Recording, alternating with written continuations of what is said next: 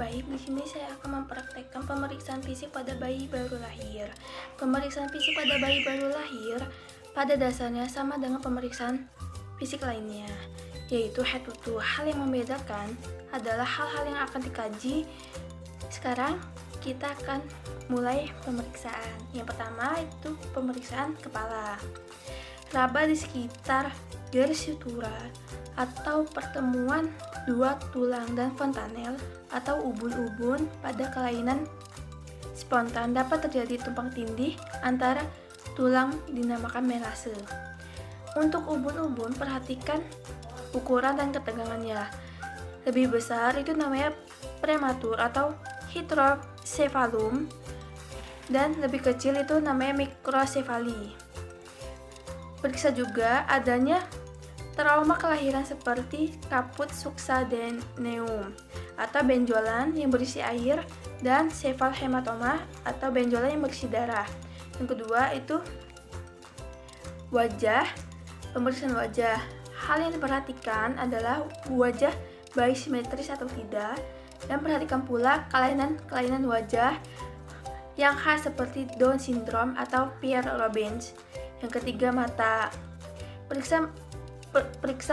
Periksa jumlah mata dan letak posisi mata. Goyangkan kepala bayi secara perlahan untuk membuat bayi membuka matanya. Dan periksa adanya strabismus atau gangguan koordinasi mata. Periksa adanya glaukoma kongenital yang nampak pembesaran namun lama-kelamaan terlihat kekeruhan pada kornea. Dan periksa adanya katarak kongenital ditandai dengan putih pada pupil. Dan yang keempat, hidung. Perhatikan dan pastikan bayi bernapas lewat hidung, bukan lewat mulut. Bila bayi bernapas lewat mulut, curigai adanya atresia coana dan letak pada tulang hidung. Yang kelima, pemeriksaan mulut. Perhatikan mulut. Pastikan bibir atas, bibir bawah simetris, dan perhatikan adanya mikronactatia, semacam kelainan rahang bawah, dan periksa juga bibir sumbing. Periksa adanya bercak putih pada gusi dan langit-langit mulut bayi yang disebut episteme infrax. Periksa adanya benjolan atau kista pada lapisan di dalam mulut bayi. Dan yang kelima, telinga. Periksa jumlah dan posisinya, sama atau tidaknya, dan ukur. Dan tulang rawan pada telinga sudah cukup matang. Daun telinga harus terbentuk sempurna. Jika tidak, bakal ada yang namanya patah tulang pada telinga. Jika daun telinga terletak rendah, curigai ada sindrom tertentu. Dan bagian 7 itu ada pemeriksaan leher.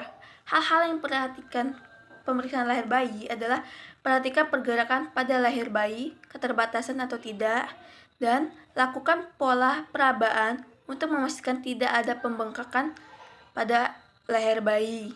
Dan lakukan raba tulang klavikula untuk memastikan keutuhan terutama pada bayi baru lahir dengan presentasi bokong atau distosia bahu. Selanjutnya, pemeriksaan pada dada. Pada bagian dada ini mencakup pernapasan dan juga nadi pada bayi. Perhatikan kesimetrisan dan gerakan dada. Jika tidak simetris, maka curigai adanya pneumotoraks atau hernia diafragma, dan normalnya bayi bernapas antara 40 sampai 60 kali per menit. Karena terdapat periodic breathing.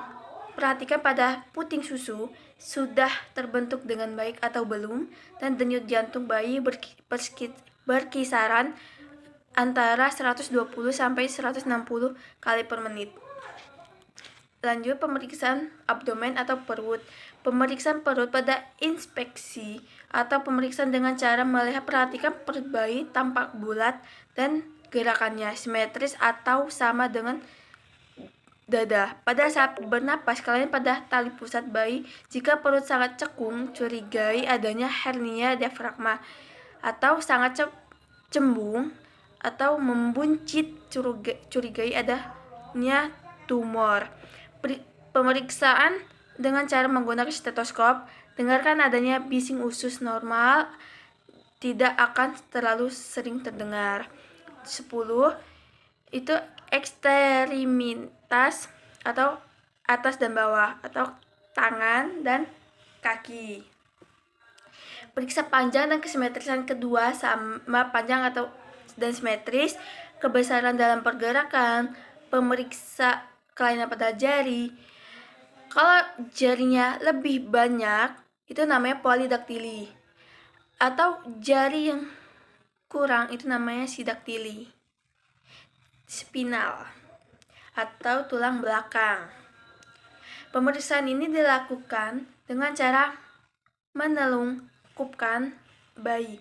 Periksa ketidaknormalan seperti spinal spida, terdapat celah antara tulang belakang, dan periksa adanya pembengkakan dan juga bercak kecil berambut yang menandakan kelainan di medula spinalis atau kolumna vertebra. Pemeriksaan ke-12 itu pada genitalia. Pemeriksaan pada bayi laki-laki, perhatikan lubang uretra atau lubang tipis harus berada di ujung. Tidak berada di ujung harus maka menandakan hiperpadia. Periksa jumlah testis sudah turun atau belum, dan jumlah ada 2-nya.